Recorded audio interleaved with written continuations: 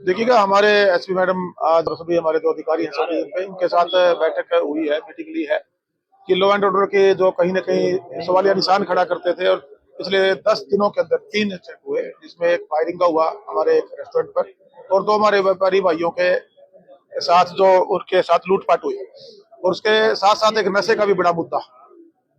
वो सारी चर्चाएं हमारे जो संगठन है उनके जो लोग हैं उनके साथ बैठक में चर्चा हुई है। उसमें लॉ एंड ऑर्डर मेंटेन कैसे हो और हमारा व्यापारी भाई जो आज कहीं न कहीं मैं भी कह सकता हूं कि एक भय का माहौल जो इन वारदातों की वजह से बना, उस भय से बाहर होकर खुल के अपना व्यापार कर सके, हमारी बहन बेटी सुरक्षित हो, उसको कानून व्यवस्था को दुरुस्त रखना हमारे अधिकारियों की जिम्मेवारी है, हमारी सरकार की जिम्मेवारी है।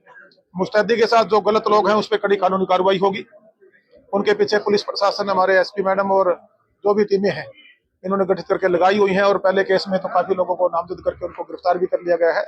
2 केसों की गिरफ्तारी जल्दी हो जाएगी जो एसपी मैडम ने बताया और कड़ी कानूनी कार्रवाई होगी। मैं आम नागरिकों से भी अपील करना चाहूंगा कि सरकारें भी काम करती हैं, जनप्रतिनिधि होने से मैं भी अपनी जिम्मेवारी से काम कर रहा हूँ, अधिकारी भी काम कर रहे हैं। हो सकता है इक्का दुक्का अधिकारियों की शिकायत आई है, उनके खिलाफ भी कार्रवाई होगी, लेकिन आम नागरिक को भी कहीं न कहीं जुड़ना होगा। अभी शिकायतों में मैं देख रहा था कुछ भाई नाम बताने से भी घबराहट महसूस कर रहे थे। मैं भी अपील करना चाहूंगा मेरे शहरवासियों से, मेरे व्यापारी भाइयों से कि ऐसी कोई भी हरकत आपको नजर आती है, आप लोगों को साथ के साथ आपका नाम उसमें गुप्त रखा जाएगा। आप पुलिस प्रशासन में डायरेक्ट जो नंबर प्रशासन के अधिकारियों की तरफ से दिया हुआ है उस पर भेज सकते हैं, एसपी मैडम पे व्हाट्सएप कर सकते हैं। अगर बाई चांस फोन नहीं उठता है तो व्हाट्सएप पर भी आप वो इंफॉर्मेशन शेयर कर सकते हैं और उसके बाद भी आपको लगे कि वहां पर कोई कार्रवाई नहीं होती तो आप मेरे को भी बता सकते हैं और मेरे व्हाट्सएप पे भी शेयर कर सकते हैं और एक व्हाट्सएप ग्रुप भी बनाया है उस पर भी ये डाल सकते हैं।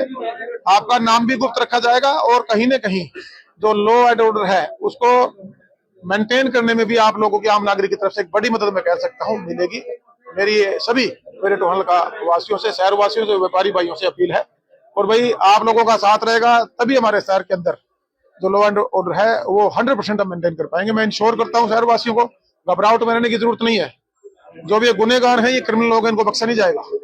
कड़ी कानूनी कार्रवाई इन पे होगी और उनको बहुत जल्दी फौरी तौर पे जो हमारे एसपी मैडम ने कहा इनको जल्दी गिरफ्तारी कानून की गिरफ्त में होंगे और उन पर कड़ी कानूनी कार्रवाई होगी। जो हमारे जितने भी कनेक्टिविटी हैं उन पर सब पे नाके अभी दुरुस्त करेंगे हम और पेट्रोलियम भी शहर के अंदर होगी और जिन अधिकारियों के खिलाफ जो शिकायत हमारे संस्था, जो हमारे सामाजिक संस्थाएं हैं इनकी तरफ से आई है कि कहीं न कहीं अंदर ही लीकेज है, उसको भी मैडम एसपी मैडम के संज्ञान में आया है, उन पे भी कार्रवाई होगी। शहर में सर कैमरे नहीं चल रहे सीसीटीवी? जो सीसीटीवी कैमरे ऑलरेडी लगे हुए हैं उसकी पहले भी शिकायत थी। हालांकि नए सीसीटीवी कैमरों का प्रपोजल शहर की तरफ से हमने नगर हमारे परिषद की तरफ से भिजवाया हुआ है। इसको भी हम आने वाले समय में पूरी तौर पर जो अभी लगे हुए इनको भी हम कोशिश करके ठीक करवाने का काम करेंगे और पूरे शहर को कैमरे से कवर करने का काम उसका प्रपोजल गया हुआ उसको भी पूरी तौर पर आने वाले समय में जल्दी करवाने का काम करेंगे। सर, ये वारदातें होने के बाद है ना, व्यापारी जल्दी डर के दुकानें बंद करने लगा है, तो व्यापारी को कैसे आश्वासन दिया जाए? नहीं, बिल्कुल डरने की जरूरत नहीं है। आप लोग खुलकर अपना व्यापार करें। ये छोटी मोटी हरकतें हुई हैं, इन पे कड़ा संज्ञान प्रशासन की तरफ से भी लिया गया है और हमारी तरफ से भी लिया गया है। मैं फिर इंश्योर कर रहा हूँ कि इन पर कार्रवाई होगी। आप अगर कमजोर होंगे तो वो और डराने और धमकाने की कोशिश करेंगे। इस तरह के लोगों से डरने की जरूरत नहीं है।